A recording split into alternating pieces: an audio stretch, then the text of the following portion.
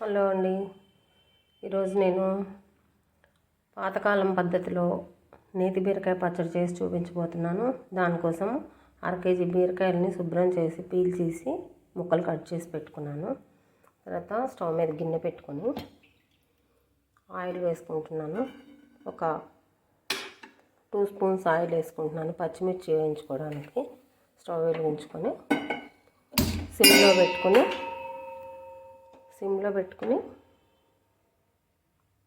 పచ్చిమిర్చి వేయించుకుందాం. ఈ పచ్చిమిర్చిని మరీ ఎక్కువగా వేయించకుండా కొంచెం తెల్లగా వస్తుంది కదా పచ్చిమిర్చి మీద తెల్ల పొరలాగా, అలా వస్తే చాలు. అంతవరకు వేయించుకుని తీసేసి, చాలా సింపుల్గా ఉంటుంది ఈ పచ్చడి, చాలా టేస్ట్ ఉంటుంది.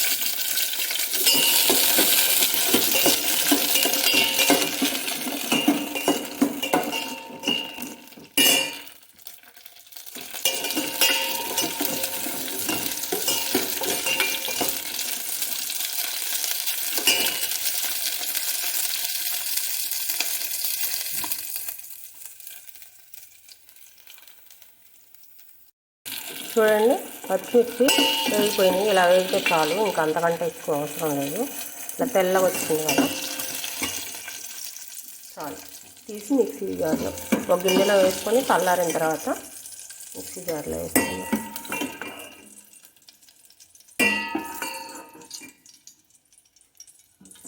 ఇప్పుడు బీరకాయ ముక్కలు వేసుకుందాం.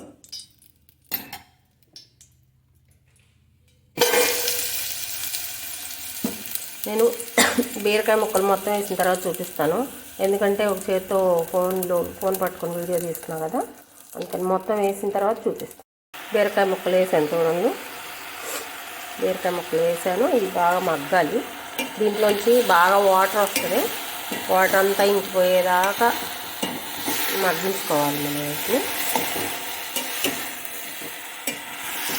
మళ్ళీ కొంచెం సేపు ఉన్న తర్వాత మళ్ళీ చూపిస్తాను.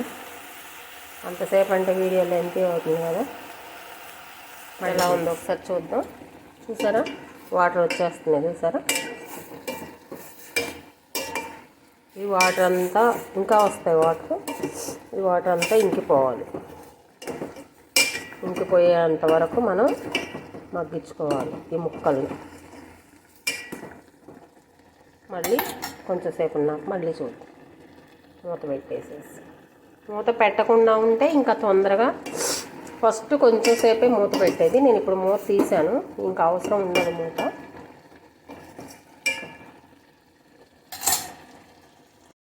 చూసారా, ఇందాకటి కంటే వాటర్ చాలా ఎక్కువ వచ్చేసినాయి చూసారా.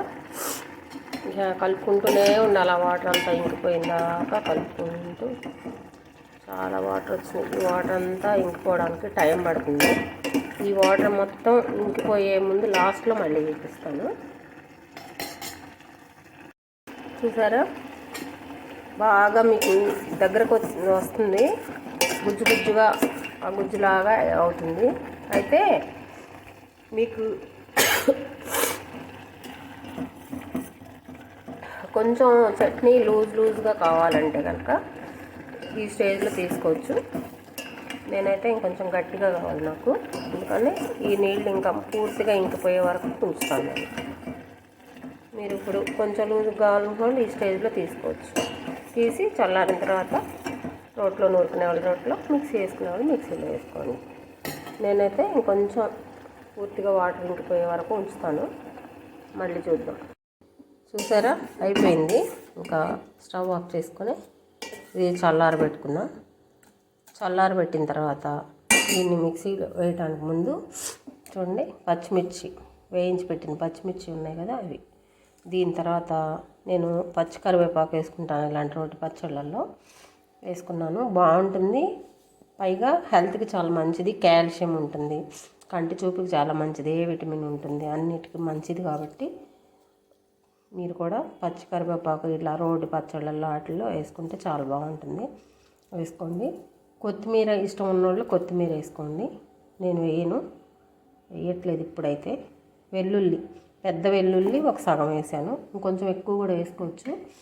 అయితే ఇది పులుపుకు బదులు నేను మామిడికాయ తురుము అర చెంచా వేస్తున్నాను. మీరు చిన్న నిమ్మకాయలో సగం, అర కేజీ బీరకాయలకి పులుపు ఎక్కువ తినేవాళ్ళు చిన్న నిమ్మకాయ అంత వేసుకోండి. దీన్ని ఏం చేస్తున్నానంటే ఇప్పుడు స్టవ్ ఆఫ్ చేసాం కదా, ఈ బీరకాయ ముక్కలు ఉడికిన తర్వాత దీనిలో వేసి ఒకసారి ఇలా కలుపుదాం. కొంచెం మెత్తబడుతుంది, పచ్చివాసన లేకుండా ఉంటుంది, దానికోసం అని. తర్వాత చిటికడంతా పసుపు, చాలా కొంచెం, అవసరం లేదు అసలు వేయకపోయినా ఈ పచ్చడికి, చాలా కొద్దిగా, అది చాలు. ఒక స్పూన్ ఉప్పు, ఒక స్పూన్ ఉప్పు వేసాను. కొంచెం జీలకర్ర, అర చెంచా జీలకర్ర. ఇంకెంతేనండి దీనికి కావాల్సిన పదార్థాలు. ఇంకా వీటిని ఆ బీరకాయ ముక్కలు చల్లారిన తర్వాత మిక్సీ పట్టి నేను మళ్ళీ చూపిస్తాను మీకు. చట్నీ రెడీ అయిపోయింది చూసారా. కొంచెం కచ్చాపచ్చగా పట్టుకోండి, మరీ మెత్తగా పట్టద్దు, ఇట్లా పట్టుకోండి. ఇంకొంచెం కచ్చాపచ్చగా కావాలనుకున్నా పట్టుకుంటే బాగుంటుంది టేస్ట్. ఇంకా ఇంతకంటే మెత్తగా అయితే పట్టద్దు. నేనైతే సరిపడా పట్టాను కచ్చాపచ్చగా. దీనికి తాలింపు కావాలనుకున్న వాళ్ళు వేసుకోండి, నేనైతే వేయట్లేదు. ఆయిల్ కొంచెం తక్కువ వాడాలి అన్న ఉద్దేశంతో తాలింపు వేయట్లేదు. మీకు కావాలనుకున్న వాళ్ళు పోపు వేసుకోండి. ఎందుకంటే నేను పచ్చిమిర్చి, బీరకాయ ముక్కలు అన్నీ ఆయిల్లో వేయించినవే కదా, అందుకని ఇంకా వద్దు అనుకుని తాలింపు వేయట్లేదు. మీరు వేసుకోండి. కొంచెం టేస్ట్ చూద్దాం.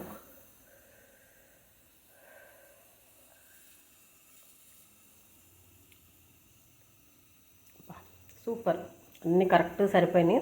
ఒకసారి చేసుకొని చూడండి, నేను చెప్పానని కాదు, మీకే అర్థమవుతుంది. మరి ఈ వీడియో మీకు నచ్చినట్టయితే ఒక లైక్ ఇవ్వండి. శతమానం భవతి యూట్యూబ్ ఛానల్ని సబ్స్క్రైబ్ చేసుకోండి. వీడియోస్ మీ ఫ్రెండ్స్కి, రిలేటివ్స్కి షేర్ చేయండి. కామెంట్ చేయండి ఈ పచ్చడి మీకు ఎలా కుదిరిందో. సబ్స్క్రైబ్ చేయడం మాత్రం మర్చిపోవద్దు. సబ్స్క్రైబ్ చేసిన వెంటనే గంట సింబల్ వస్తుంది, గంట సింబల్ ప్రెస్ చేయండి. తర్వాత ఆల్ అనే ఆప్షన్ వస్తుంది, దాన్ని క్లిక్ చేస్తే మీకు నేను పెట్టే ప్రతి వీడియో నోటిఫికేషన్ వస్తుంది. మరి శతమానం భవతి ఛానల్ని మర్చిపోకుండా సబ్స్క్రైబ్ చేసుకుంటారని, వీడియోస్ లైక్ చేస్తారని ఆశిస్తూ శతమానం భవతి.